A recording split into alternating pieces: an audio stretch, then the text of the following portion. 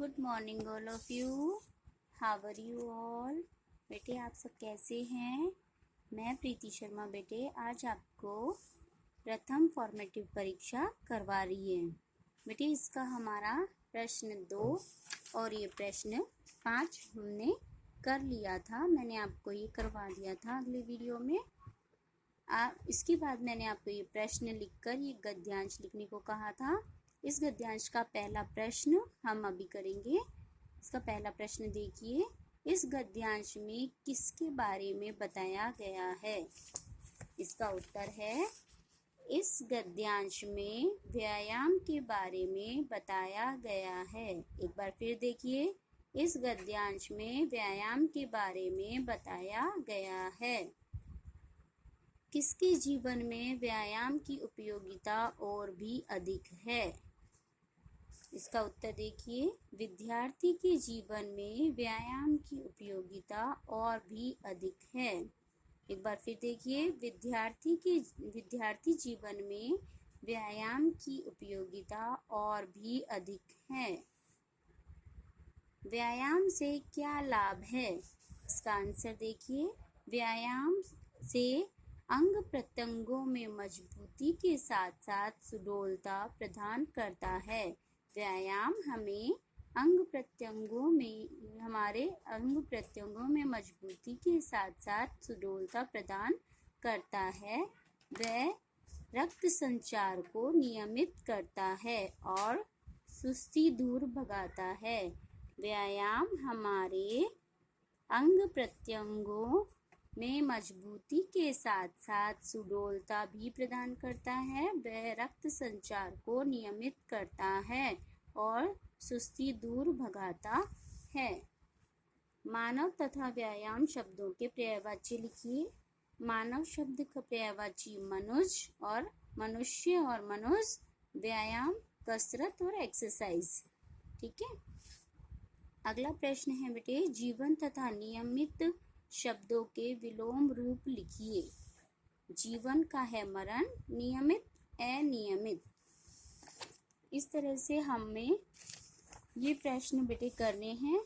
इन सभी ये प्रश्नों के उत्तर हैं, आप एक बार ध्यान से देख लीजिए। ये प्रश्न आपको अपनी नोटबुक में करने हैं। अगला प्रश्न देखिए बेटे, अगला प्रश्न है प्रश्न 3।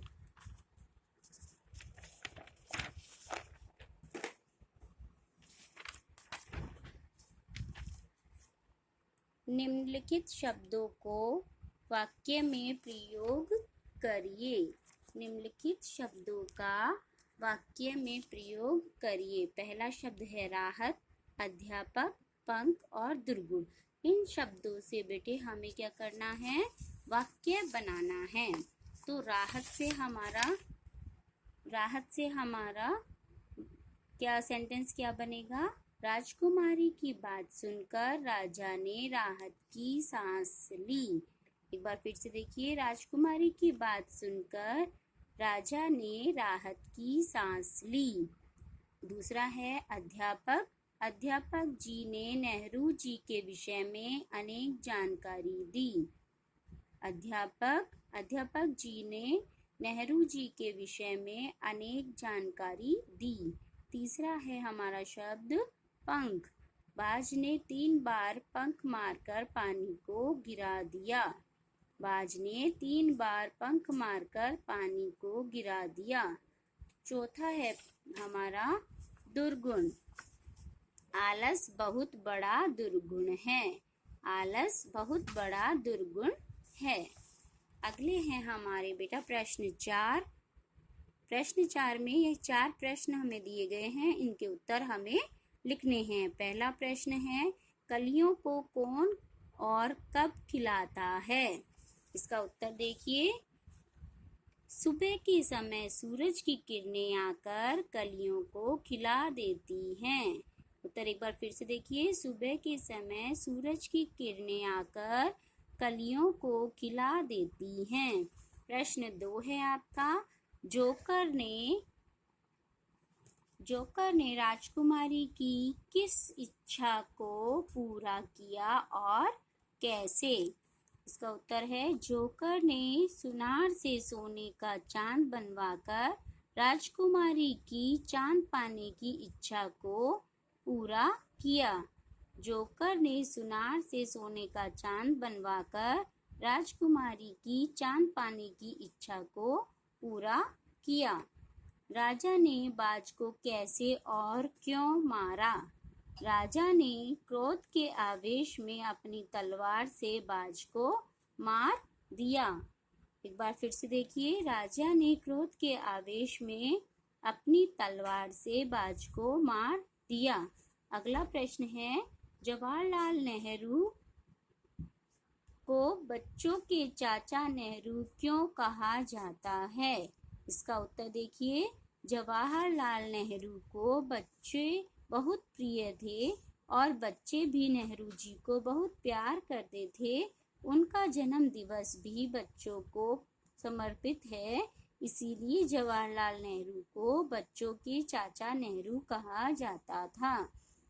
एक बार फिर से देखिए आंसर, जवाहरलाल नेहरू को बच्चे बहुत प्रिय थे और बच्चे भी नेहरू जी को बहुत प्यार करते थे। उनका जन्म दिवस भी बच्चों को समर्पित है, इसीलिए जवाहरलाल नेहरू को बच्चों के चाचा नेहरू कहा जाता था।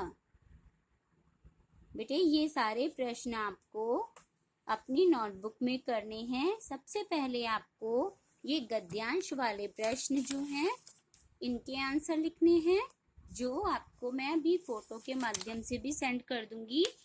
और इन शब्दों के आपको वाक्य बनाने हैं। और ये 4 प्रश्न मैंने जो अभी आपको करवाए हैं, आप इस वीडियो में देख लीजिए।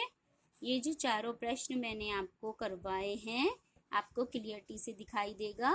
तो आपको ये तीनों प्रश्न अच्छे से करने हैं, ये आपका होमवर्क है। और इससे हम अगले चैप्टर की जो पोएम है वो आपको पढ़कर रखनी है। कविता खिलौने वाला 5वां चैप्टर, तो उसको रीड करके रखना, ठीक है। वो हम अगले वीडियो में पढ़ेंगे। तब तक के लिए बाय बाय बेटे, हैव अ नाइस डे।